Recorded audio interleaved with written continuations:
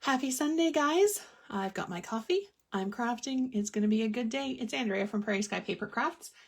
Today, we are making a box. I love making boxes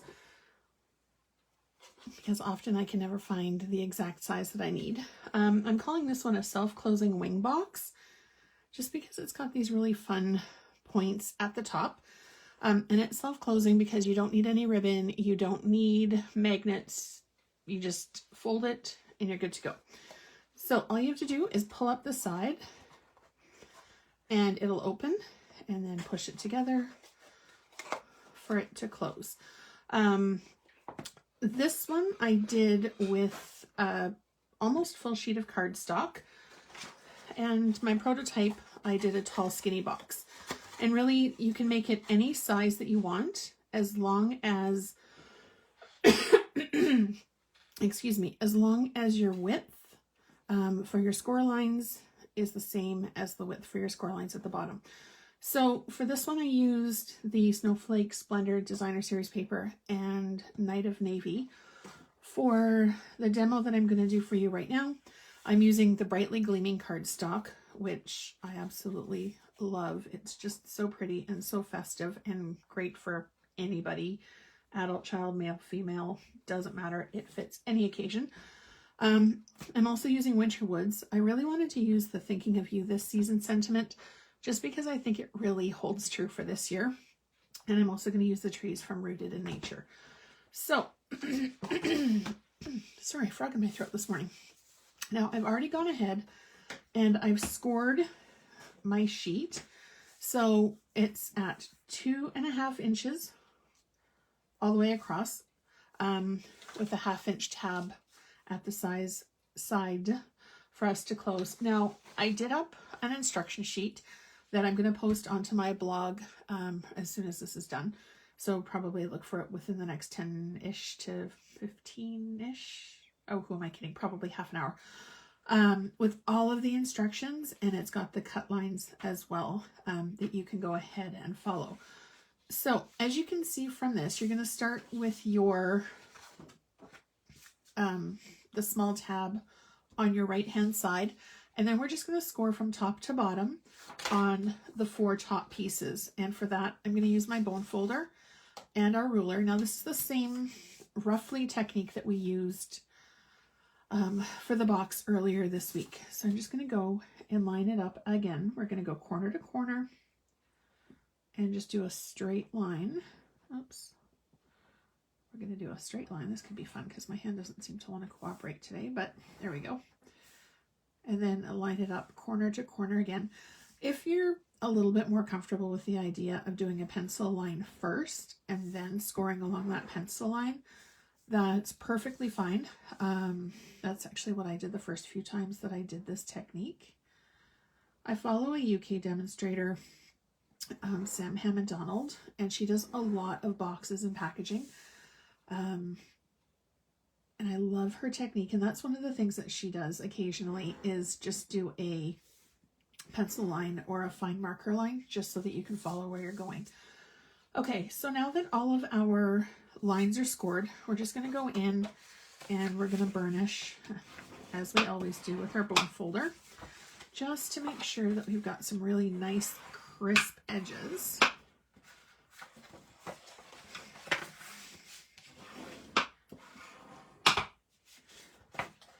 And then we're going to do the last one. Oops. For this, I also used the Layering Ovals die to create the piece that I'm going to be using for my sentiment. Now this size, you can use for tea bags, you can use it for those little coffee satchels or sachets, I don't know. Chocolate, of course, is always appreciated by most people, I find. Okay, now to do this, you're going to burnish it one side. And I find that just putting your finger along the line and gently teasing it up just to make sure that the line is there, and then doing a crisp fold. I'm going to do it that way. Now for the triangular parts, oops, what I prefer to do actually is do it both ways. So I'll go ahead and do it that way, and I'm going to flip it over. Oh my goodness, I hope this frog goes away soon. And then I'm going to burnish it going the other way.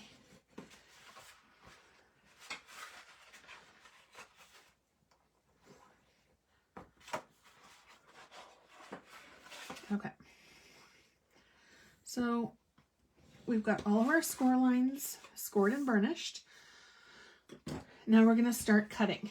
Now on the instruction sheet, the gray lines or the black lines are for the scoring, and the little dotted lines are where we're going to cut. And these two gray sections are the pieces that we're going to cut right off of our piece. So I'm going to go ahead and do my bottom.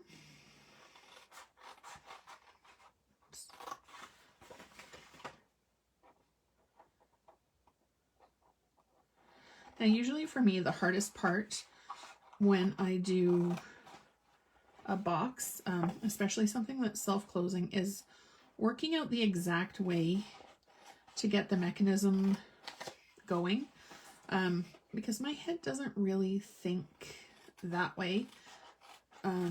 So I made it really easy, and I even marked on the instructions what goes where to make sure that it's going to close properly. Okay, now for this, we're going to cut this line, and then we're going to go right up the edge of our triangle. And that piece is gone. Okay, so now you can either decorate your piece now, or you can wait until it's assembled. I prefer to wait until it's assembled, so I'm just going to bring in my tape. This one's almost empty, so I do have a spare one off to the side.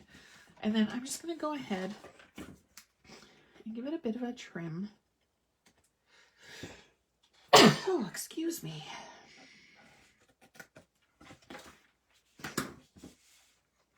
And then I'm going to put my tape here. And then before I close it, I like to do my tape on my edges as well, or the bottom. So usually 2 or 3 lines. It doesn't really get a whole ton of use on the bottom. And then I'm just going to leave this last tab without anything on it. I put my tape off to the side, and then fold your box like this and give it a bit of a push. And this side without the tape is going to be our box top piece for the bottom. So I'm just going to go, I like to go either clockwise or counterclockwise, just to make sure that it's going to be good and stable and sturdy. I'll just line everybody up and then put our bottom down. And then I'm just going to bring my bone folder in and smush the tape really well, just to make sure that it's not going to go anywhere. And our box is basically finished. So now we're going to go and decorate the sides. I've got my pieces here.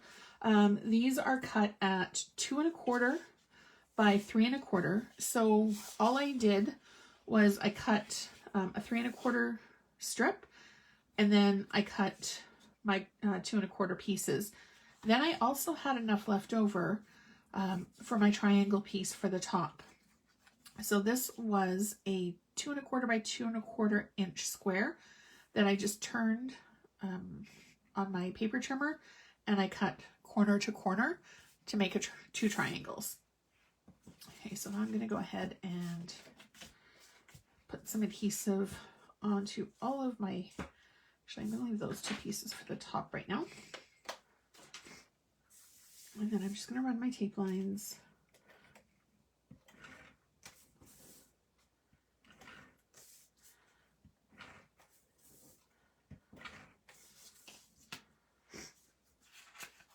I love how relatively easy this box is, and it really does have quite a bit of wow factor.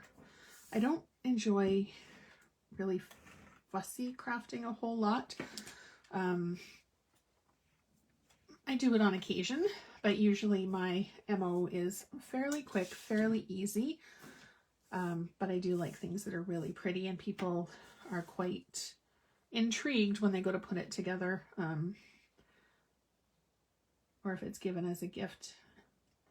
People are sometimes quite pleased with the results. Okay, so there, I'm just going to go around. Now there is a right side and or an upside down and a right side up on this. You can see the little hangers indicate the right way up. So I'm just going to make sure that everything is going in the right direction.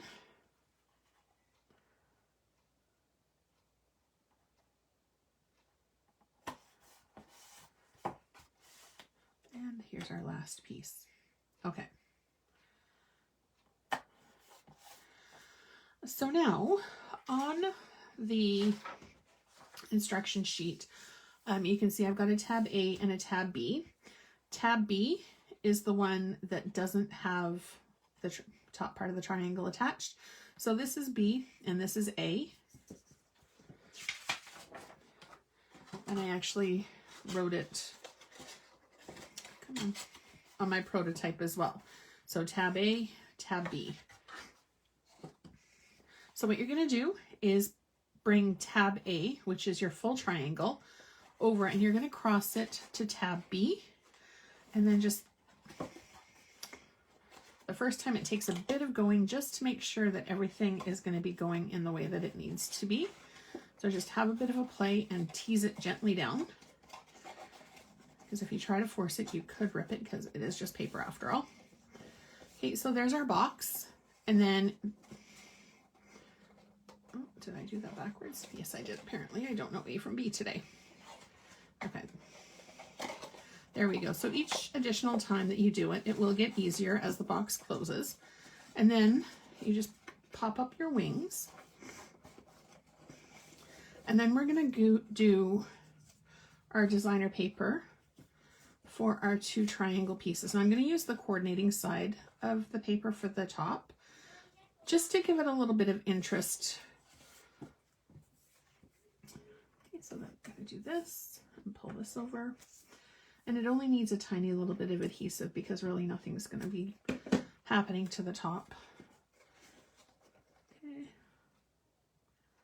I'm going to run that right there. If you wanted to, you can decorate both sides of the triangle. I chose not to for this one, but for the next one I might. It's one of the things that I love about paper crafting. Whatever suits your fancy, suits your whim, you can do whatever makes your heart happy. Okay, so there's our box finished. Now I'm going to go and do our tag. Now for that one, like I said, I'm using the layering ovals. Mossy Meadow is one of the coordinating colors for the stamp set, or for the paper. So that's what I'm going to be using for this one. It's not a color that I use very often. It's, I don't know why, I tend to go for Old Olive, but I thought I'd do this today just for something a little bit different. I think I'm going to do the double Christmas tree.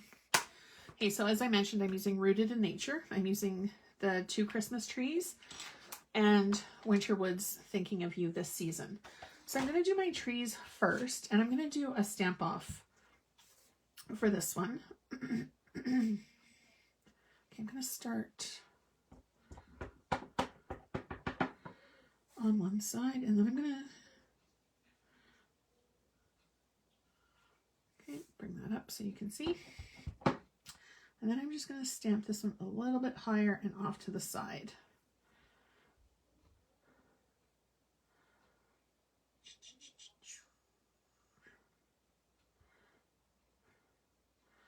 And then just fill it in. I'm not re-inking my ink pad just because I want to have it be a little bit faded and have a little bit more dimension. Okay, so I'm done with the trees. I'm going to take those off. And I'm going to do the sentiment in exactly the same color. And you can decorate this with a little bit of bling. You can decorate it up with some ribbon would be pretty. Actually, stick this right here. Give it a smush. And there you go. I really wanted this to be sort of understated and fairly straightforward for this tag. And then if you wanted to, you can also punch a hole in it so it can be used as an ornament or a gift tag.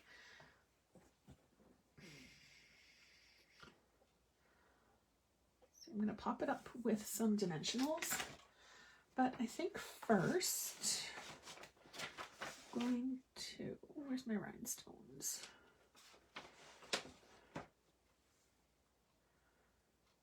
Actually, I'm going to use the snowflakes.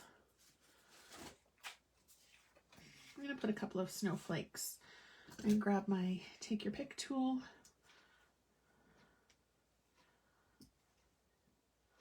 Just to add a little bit more sparkle. Maybe a couple up here too. And one there. All right. So there's our tag finished. I'm going to pop it up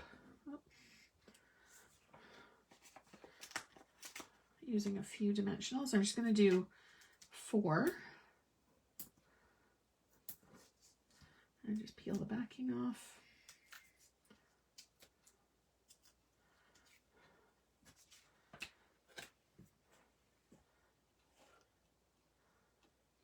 And center it onto our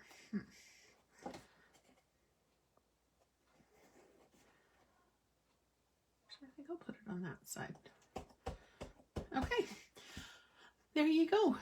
One box ready to go. Pop it open, stick whatever you want to inside of it, give it another twist. Even some chocolates with a gift card. Gift card would fit in here. It's just the right size. So that's our today tutorial. Tomorrow I will be back with something that you can give as a gift. I hope you enjoyed the tutorial. If you had questions, as always, pop them down below. When I have the blog post up, I'll put it in the comments for you to link to for the printable instructions. And I will see you tomorrow. Have a great day.